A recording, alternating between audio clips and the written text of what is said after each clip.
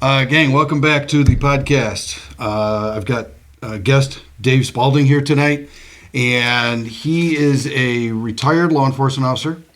He is a writer. He's had numerous articles, wrote one major book, and then co-wrote a couple books. He's a firearms instructor, obviously. He created and ran Handgun Combatives for 11 years, right, Dave? 11 years? Or is it 12? I can't remember now. I lost track. He's a guru or a mentor to, we'll say, thousands of shooters, probably maybe a few hundred, but we're going to go with a few thousand. And some people say he's a peach of a guy. So, Dave, welcome to the podcast. Thanks for coming in. Dave was on my radar for a bunch of years. I read your articles, like going back years in the different magazines you wrote from. I've lost track of all of them. I'm sure you've probably forgotten more than I've probably read.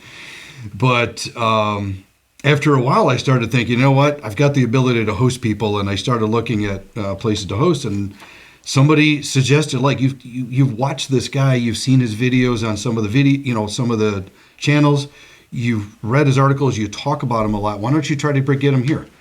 And I'm like, no way, he's not going to come to New York. And then I remember I emailed you, and like 5 minutes later, I get this email back like, hell yeah, let's do it. And I was looking. That was back in 2017. So it's been a little bit.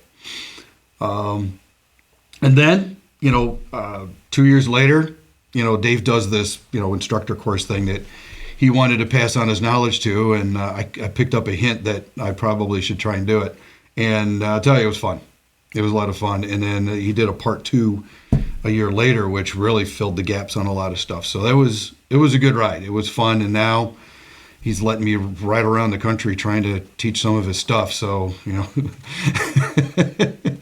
I did make a promise to him, and he did hold us accountable. So I'm still going to hold that. I'm going to be accountable, and you've got my promise. I'm not going to F it up.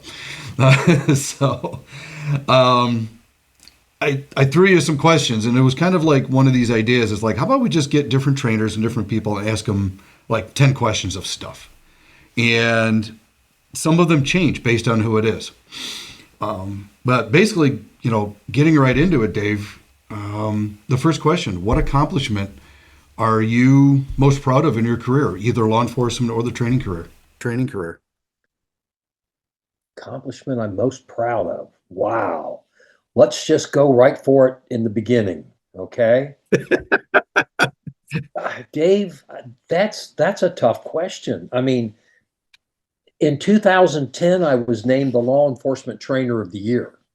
Yeah. It was certainly a great compliment. And it's probably what gave me the confidence to leave the federal government and start the training company. But I was named, I had a number of recognitions that were given to me throughout my law enforcement career for different things. And that's really tough to narrow down one thing.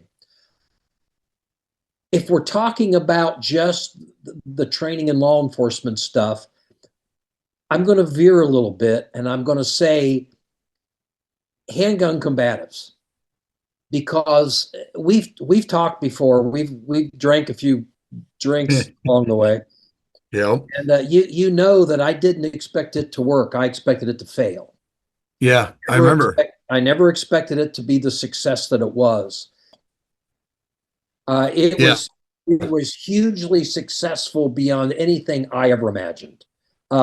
So as far as accomplishments go, I'm going to say it's the business, because that ended up being a huge success.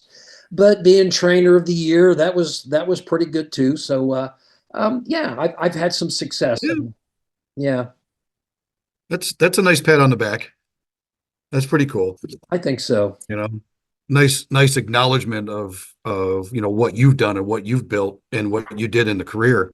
Well, a lot of people before a lot of people that know me now don't realize that before Handgun Combatives, I was doing law enforcement training for decades.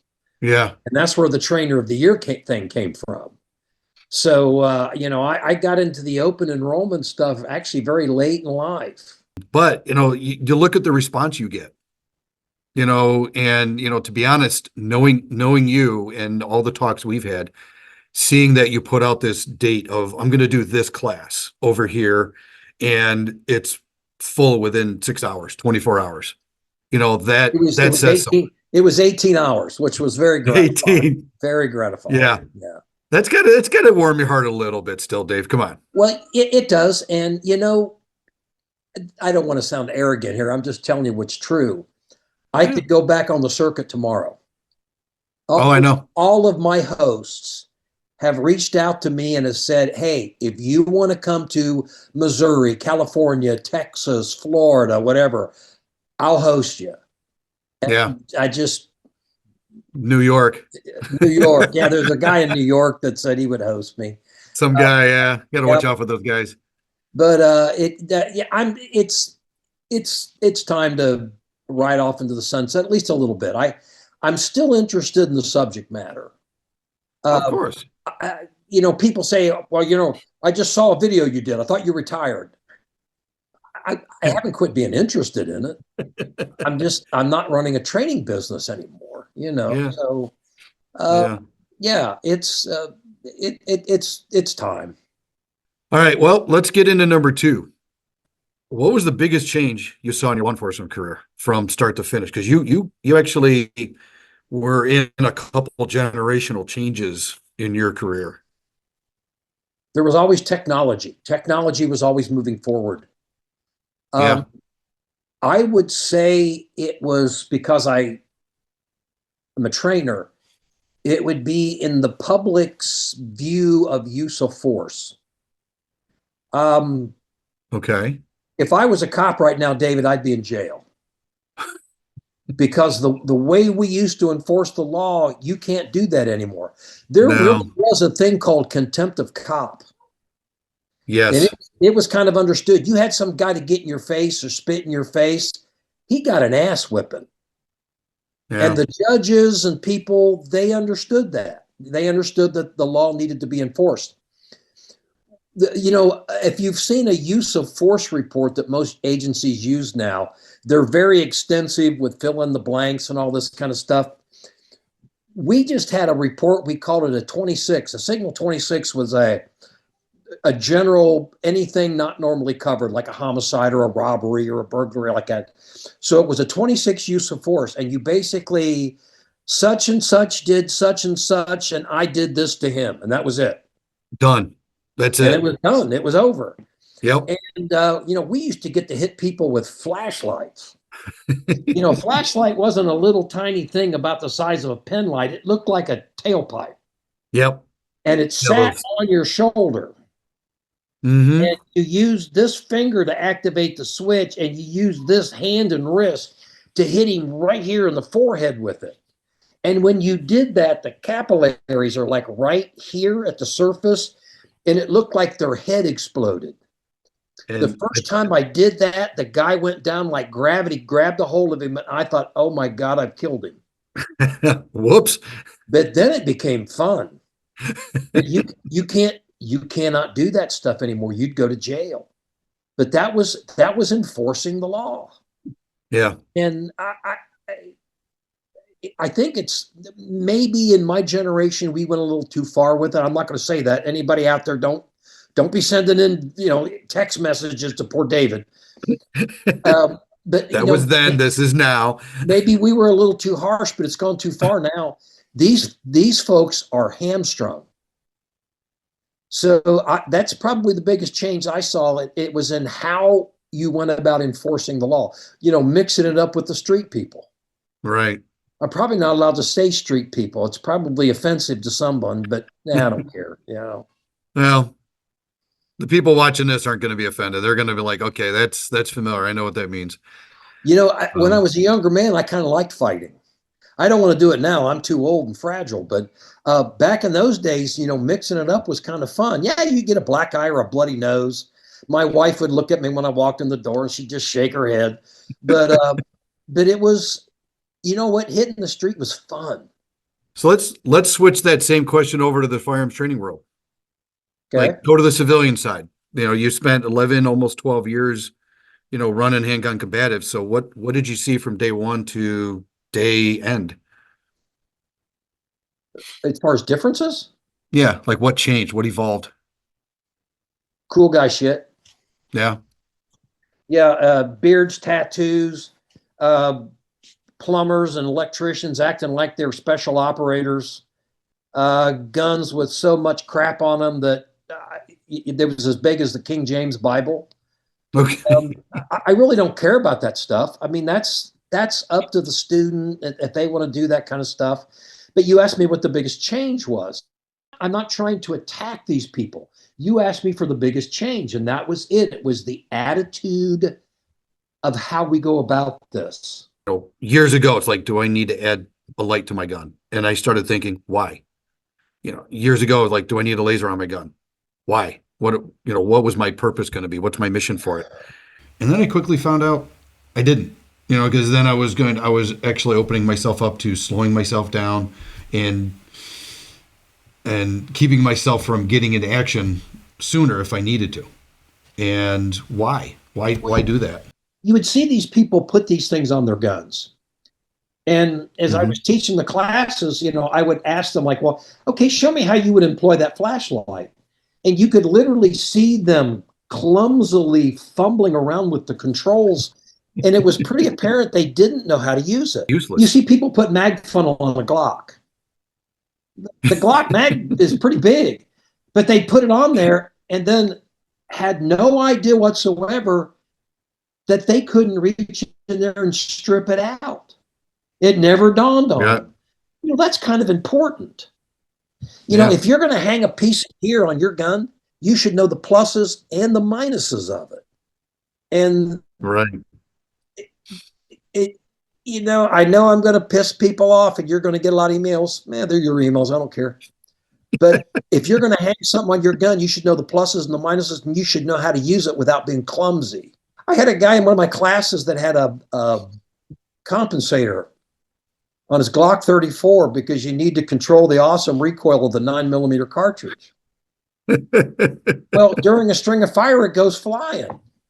It's off like a Whoops. frisbee.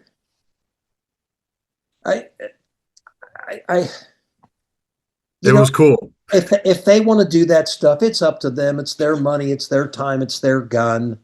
Yeah. It just seems counterproductive. A lot of people. I'm not going to get into it where I'm going to call people stupid or something for doing that. That's not fair. It's not right. But it might be ill advised. Yeah. Well, we got to let them discover it for themselves. That's every generation, I guess, has to learn it on their own. Yeah. Yeah. So let's go to number 4. If you had one piece of advice to offer those who are searching for their first training course, what would it be? Foundational skills. Yeah. Don't go for the flashy, cool stuff you see on the Instagram videos and YouTube and all that. Go for foundational skills because you have to know how to shoot the gun before you can look cool with it. There you go. That sounds cruel, mean, and heartless, but it's true. People want to do the really neat looking stuff before they want to learn how to build a grip, depress a trigger, put rounds where they need to go. And I'm just going to say it. We're in an age where people are more concerned about the readout on the timer than they are the results on the target. And Yeah. fast misses don't end fights. And I'm Yeah. going to throw something else out there that people aren't going to want to hear. There's a cognitive aspect to gunfighting, Oh, yeah. and you cannot keep track of what's going on if you're shooting 17 splits. No. You can't really go much faster than probably a third or a half second and be charting what's transpiring in the fight. I've told people for years that 33 splits are pretty fast. Just think of today's age that your gunfight's probably going to be on video, and Hmm. you doing a mag dump on some guy's chest cavity at 17 splits, and he probably started going down after the third round, but you put 17 in him. Yeah. And then slide locked and did a reload. I don't know. Oh, That yeah. might be good. Someone's gonna have a field day with that one. It's not going to be good. It's going to be ugly. Yeah. But you know, we Well, may that's have good. to face just that situation before we adjust. Right. I know there's a lot of good stuff out there about visual response and recognition now, and starting to track that with like John Holshin and John Hearn. And following that, it's really interesting. It's Yeah, but it's amazing not how fun. much. Oh yeah, It's not fun, man. It's not as fun as doing 1 second draws and fast splits and quick reloads. And it, it, yeah, I fear for the people who are being trained that maybe they're being led down the wrong path. They're not getting things that they can use to defend your life, but they're getting things that are fun to do on the range. or flashy or cool. Yeah, I Yeah, feel for that. yeah. You It's know, funny. there's a competitive aspect of the pistol. There's a combative aspect of the pistol. And now we have this new category called performance shooting, which Yeah. seems to be competitive shooting directed at combative, but we don't hit everything they need. Hmm. Yeah. You know, I've got a number of friends in the special operations community. Most of them are retired now. And they were talking about back in the 90s and before 9/11, many in the special operations, the various units, they decided that, we can handle the mindset and tactics. We've got that. What we need to do is learn how to shoot fast and accurate. Okay. So they started bringing in some of the competitive shooters, and they started going to like John Shaw's Mid South and Mm-hmm. places like that. And they were shooting fast and accurate and all that kind of stuff. And when I say this, don't misunderstand. They don't think it was a waste. That's not what I'm saying. But what they found out then after 9/11 and they went into the global war on terror, they found out that much of the stuff they learned in that type of training, it wasn't useless, but it didn't really apply to what they needed to do. Okay. Yeah. You know what I mean? Right. So, it's not that learning that stuff is bad, but you have to be well-rounded when you're looking at the combative aspect of the pistol. It's not how fast you shoot or how fast you draw, it's how well you hit. Yeah. And that hit may come under very difficult circumstances. And you're probably not, if you hit with the first one or two shots, you probably don't need 5, 6, 7 rounds at 18 splits to end the fight. Yeah. If you put 3 rounds in a guy's chest in a second, he's probably going to notice. Yeah. As you said before, you might have his undivided attention at that point. He may notice. Yeah. um, so here's an interesting one. Was there an experience you had while you were learning to shoot that you use to remind yourself when you're working with clients or students? Yes. But it wasn't something I did, it was something I witnessed. Okay. Okay. I was in the basic police academy. And in the mid 1970s, women were just entering law enforcement. I mean, they were there, but they weren't there in great numbers. And they always worked at juvenile or, they dispatched cars or, something like that. Yeah. We had an instructor who we were entering the shotgun block. And he was talking about how, oh, shotguns don't recoil all that much, all this kind of stuff. And he had a pepper popper down there. And he put a bird shot in the gun and he fired it with one hand. Boom. Okay.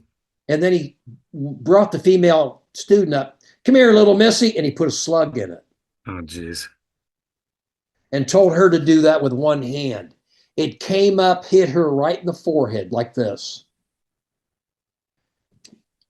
Well, I went through my career with her. She never took that shotgun out of the car again, ever, Yeah, ever. I can believe Now, it. what did we do? Did we help somebody? Did we help someone save their own life? Did we show them how to get the best tool for certain circumstances, or did we ruin her? And all because you wanted to have a little macho chuckle. Yeah. The ego got in the way. Oh, he needed a kick in the groin. I can remember I can remember standing there, and I was just a cadet in the academy thinking, this guy needs somebody to slap him. Good. Yeah. That was That's just uncalled for. that's too bad. That's really too bad. It really is. Yeah. All right. So this one might be interesting.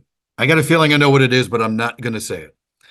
If you could take one piece of modern gun tech back to the start of your career, and it would work. No fantasy land, everything. It's going to work. What would it be? Wow. There's a couple things there. I mean, Okay. the quality of our ammunition now. I mean, we have got the best combative grade ammunition ever. Okay. And that has come over a couple of decades. I mean, the differences between the calibers are not great. I'm not going to say a 9 millimeter is equal to a 45. That's stupid. But the difference between the two calibers don't make up for poor shot placement. Well, that's true. Yeah, I mean, we have got the best ammo ever, and we had some good ammo for the time, but it's nothing like now. Okay. Carry optics on handguns. I resisted those, just like every old fossil of my age bracket. But those really help. Those really, really help. And I always taught a soft focus on the front sight, even with irons. Because I learned very early on that focusing hard on the front sight's not going to happen. You're going to look at that which is trying to kill you or do you harm. So that color up there, that's why I was real big on brightly colored sights. That you Right. brought that up in front of you and you looked at the threat and you saw the color. Because let's dispel all these myths and all this arguing. The only thing sights do is tell you where the muzzle's pointed. That's Yeah. it. There's nothing magical about sights. Well, you got to have this sight. You got to have that sight. You know what? How you receive that information is up to you, but all they do is tell you where the muzzle's pointed. And at the distance of most police handgun confrontations, if you see that splotch of color, you're more likely to miss because of something you do here than that alignment. If that Yeah. splotch of color is there, you're probably going to get a good hit on them. So my transition to dots took me 15 minutes. Okay. Didn't take Because me of very how long. you were doing it It was a before. soft. I'm still looking at the target. It was a soft focus. The great Okay. thing about carry optics is they glow. That's wonderful. If we could get an iron sight that would glow, maybe I would get rid of carry optics. There we go. But trying to put an emitter in a front sight is probably a long way off. But carry optics would be another thing that would come to me. The quality of semi-automatic pistols. The mid 70s, David, they weren't that good. Okay. They weren't that good. I mean, it was 1911's Browning high powers, model 3959s, and some star pistols. And Okay. springs were not the quality they are now. Yeah, I can So imagine. we got semi-automatic pistols. We got people that we teach them stoppage clearances, but it seldom happens to them. And so the quality of semi-automatic pistols would have been nice back in those days. We may have gone to them a couple decades sooner. Okay. So Hmm. there's a number of things that we have now. Would have liked to have had back then that I think would have been advantageous. Yeah. Yeah. I figured you were going to say optics because, I've seen how you've transitioned and how you've talked about it. You were there for my transition. I went screaming and kicking. I went screaming and kicking to pistols. In the mid 1980s, I was a revolver guy. So Yeah. I didn't make the switch. But you know what? My reluctance to just jump on the new technology has worked out well for me. Like, for example, I never buy the new model of gun right away. I wait a year, Yeah. Let them work the bugs out. let them work the bugs out. Yeah. Yeah. All right. So, next one, your toughest lesson you had to learn. Why did that make so much impact? Keep my hands between me and whoever I'm talking to. Okay. You work on ways to keep your hands in front of you because that punch to the face comes really fast. And when your hands are hanging at your side or your hands are in your pockets or whatever, you've got no way. You know what? Have you ever noticed that when you try to pull your hands out of your pockets real fast, they always bind up? Yep. So, always having my hands like this. I've been criticized in a lot of my drills because I start them with my hands in front of me. That's the way I've trained Yeah. myself. You're like right here, Yeah, right I out in like to front. have my hands like this. I want them between, and David, I've done that when we're talking, and I don't consider you a threat to me at all. It's what I do. Yeah. So having my hands between me and the threat and looking people up and down. My Okay. wife once told me, she says, you offend women because you look them up and down. And I'm saying, honey, it has nothing to do with their anatomy. I'm looking for weapons. And I mean that with all sincerity. Yeah. They got more places to hide them. They do. They got all them curves and bumps, which we guys all like, but it gives them great places to hide weaponry. And you That's know what? right. Women are ruthless. They, you Yeah. know, they are extremely ruthless when it comes to doing harm. So, I don't think there's a meter. It's either zero or full on. well, they can go from zero to full on really fast too. Oh yeah. I I've seen think it. it's just the biggest lessons I've learned is how to interact with people in general. And I don't want to say the harsh thing, always looking for a way to kill them. No, but No, you always don't want to say that. always being prepared to respond. I hate the word defend. Yeah. Like losing slowly. But Right. always being prepared to protect yourself. Yeah. Okay. Okay. So here's probably going to be an interesting one. You don't have to use names, especially mine. What was the dumbest thing you've seen a student do?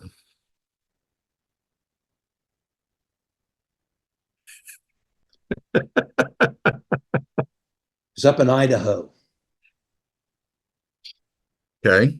Bucky and I were teaching one of the few hand or vehicle combatives classes that went well because most of those were awful. Few places had the facility to do it well.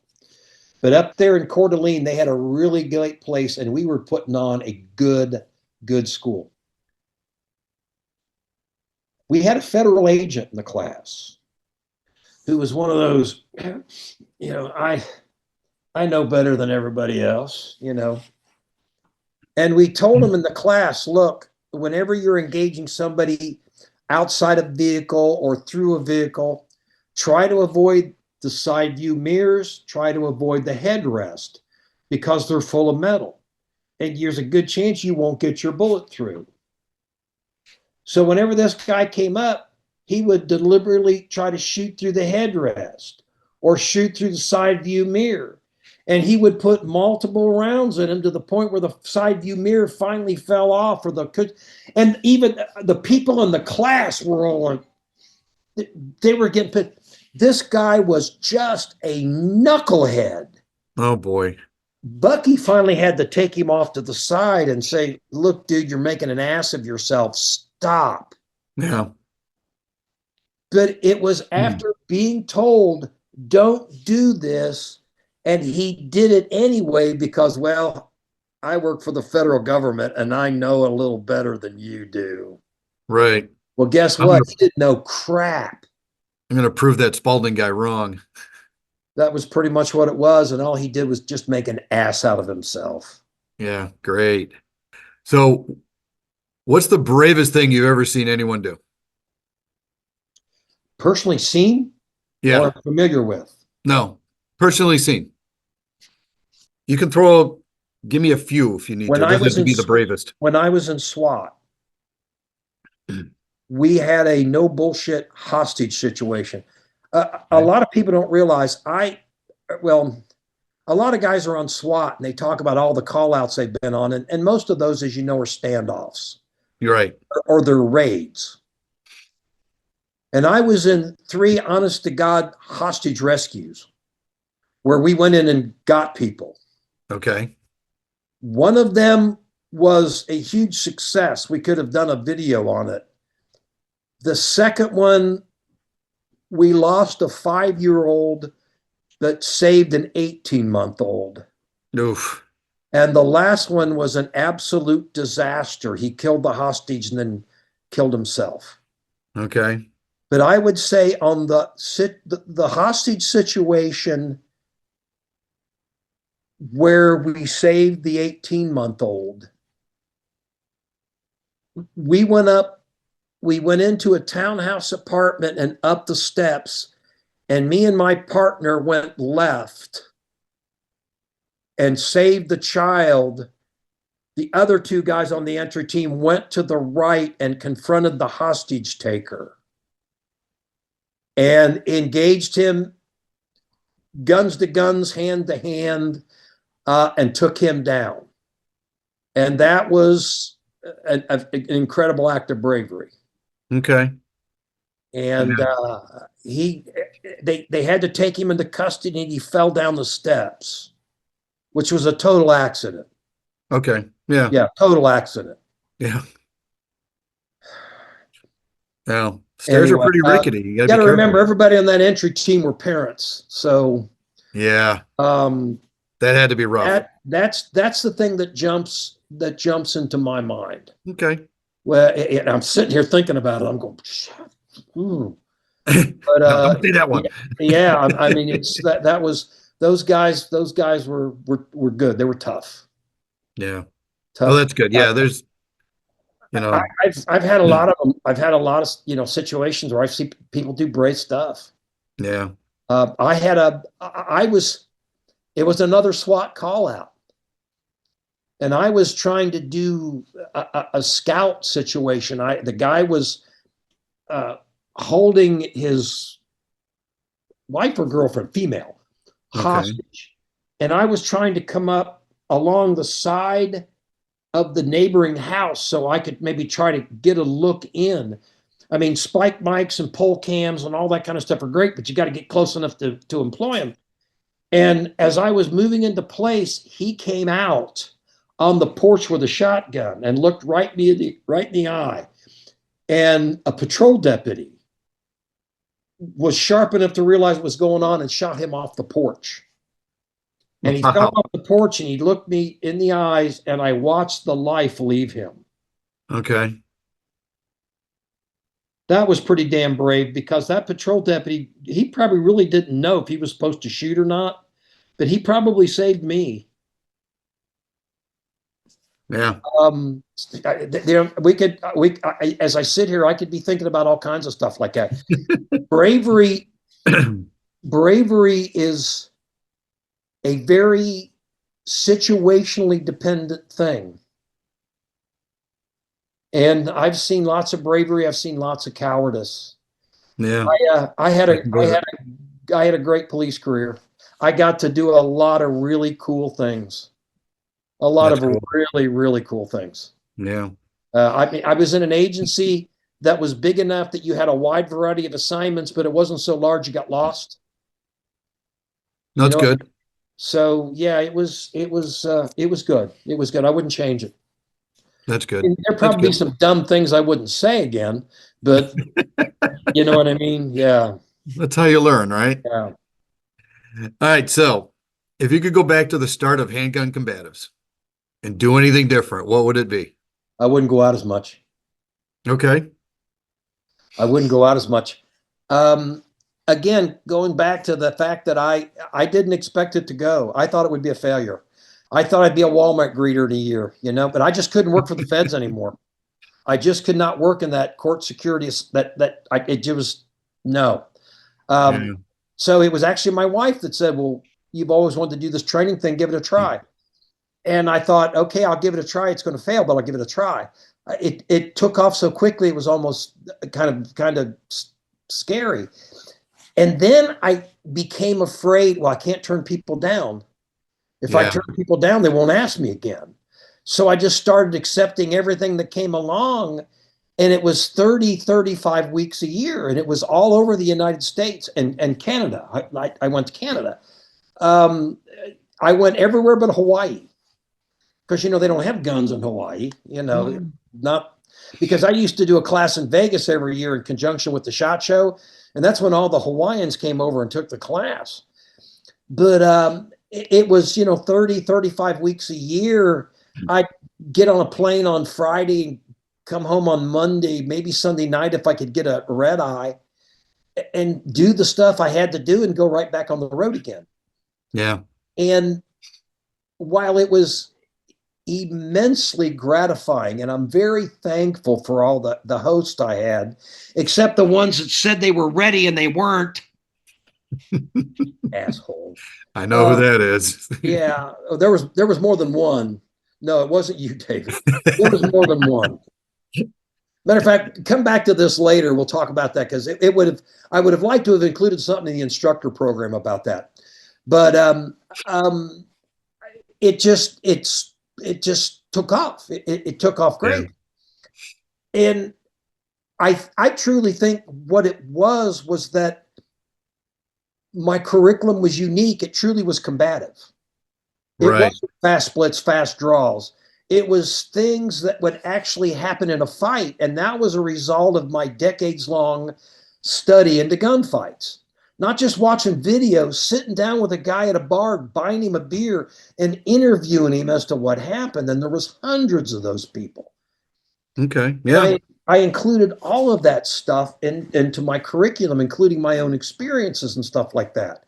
And that's what led to combative pistol and kinetic pistol and adaptive pistol, trying in a 2-day format, give people as much as they could absorb without overwhelming them. It's a lot. It's really hard to do. Yeah. There's so much you want to give these people, but there's only so much they can take in. So I tried to have a graduated program with all of the various things that you need. And people appreciated it. They literally told me they understood the difference between this and some of the other classes they had taken, where it was just, drawing and shooting and all that kind of stuff. We tried to give them a curriculum that they could adapt to their situation, because that's the whole answer, David. Yeah. Adapt. Change is necessary, but being adaptive, the ability to change is necessary. And that's only if they have the tactics to make those changes. And many of the classes these days don't teach tactics. No, it's all about shooting. I've seen a lot of, since I did kinetic, I'm going to put myself on the back a little bit, but I'm going to go ahead and do it. Since I started doing kinetic, there's a lot of places that are doing movement. Oh, yeah. But they just say move, and they never teach you the basics of movement. There's a way to move laterally. There's a way to move forward. There's a way to move to the rear. And it's not trying to run backwards. Yeah. So, you have to show people how to do that well, because they're not going to master and anchor it in a weekend. All you're trying to do is give them a basic level understanding so they can go back and practice it, which unfortunately most don't. Yeah. Well, either they don't think they can dedicate the time, or they don't have the access to a range. Yeah. Or they just don't feel, oh, I but, did a weekend. I'm but good. other than trigger and recoil control, Mm-hmm. what in all of the things, because you took everything Handgun Combatives offered. Okay. Yep. You have practiced dry fire. Pretty much everything. Yeah. You could even do the vehicle combative stuff. You couldn't shoot through the windshield, but you could do the debussing and all that kind of stuff. Oh, yeah. Getting rid of the seat belt and all. I mean, when my son was young and he took an interest in this, we actually set it up in my garage. We had a pulley system with a target, and he would pull it back and forth, and I would get out of our car in the garage and shoot airsoft and stuff at it, things like Yeah. that. Yeah. Yeah. So you can practice things without having a range. You just have to have the ingenuity to do it. You got to have the desire. I just got a good idea for a podcast. I want to talk to your son and Darren and Misty, and we're going to do a whole series on growing up with Dave Spaulding. I'm not so sure that's a good idea. They'd probably do it. Darren and Thomas were a big factor in Handgun Combatives. If it wasn't for Darren and his knowledge of social media and my son's understanding of how to build websites and do computer stuff, I'd have been lost. Because when I started Handgun Combatives, I didn't know what a Facebook was.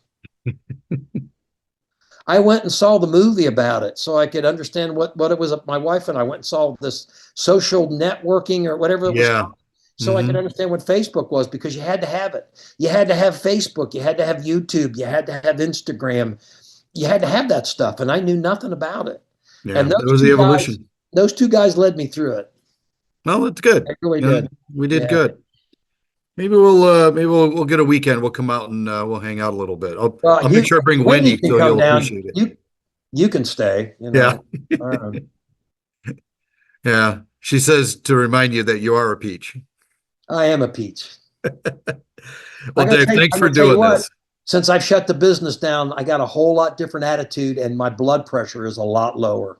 I can believe it. Yeah. I can believe it. Well, retirement looks good on you. Stay in the game. Keep in touch. I'll keep calling you and seeing what's up. And Be good. thanks for doing this, Dave. We'll be in touch soon. All right. Take care. You bet.